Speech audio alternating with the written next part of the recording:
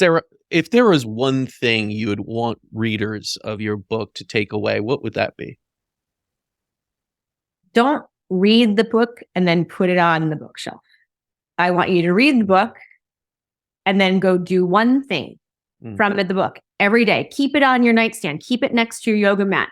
Use it as a guide manual for your self-care and your life every day. I already had a neighbor of mine say, I read it. And then when I saw the exercises, I didn't do them yet. And I was like, well, I live around the corner, so I'm going to get on you to do them. Yeah. And she said, well, please do, because that's my goal for the winter months anyway. You know, she was rushing to leave town for a conference that she's speaking at. But don't do that. And she and I had a loving, joking exchange about it. But don't do that. It's not just something to plow through. It's not a box to tick. Oh, I read that book. Yay. It's a guide manual to keep reading and keep looking at. And I know that you and I have talked about Louise Hay as being an important person in our lives. And she was the first self-help book that I ever read in my life when I was 21. And I remember keeping her book on my nightstand. And often I would just open to a random page and see what message was there. And so often it was the message that I needed that day. Absolutely. I love that, right? Go in with an intention, pick a book up and go to a page and see what it teaches you. And it's most likely something you need to hear, right? For your greater good. Yes. And this book can do that for parents too. What do you love that. Yeah. Yeah, I love that, because too many of us, like, just like you said, tick it off, next book, next book.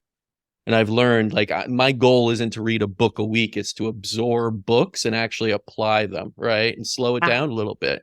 Because again, it's just, you know, information. There's so much of it out there already. We don't need just more and more. We need to apply it too, to take it in, absorb it, and apply it. So I love that your message is there. Where can people learn more about you, your services, the new book?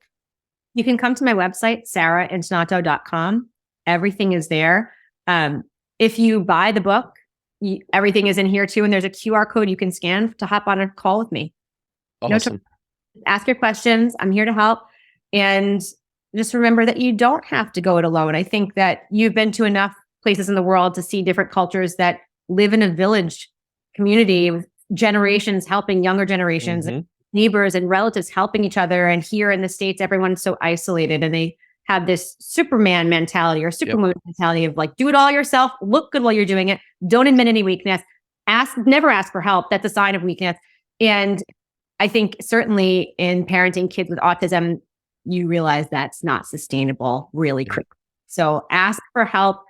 I have a group for parents who are sick of being isolated and ready to change that.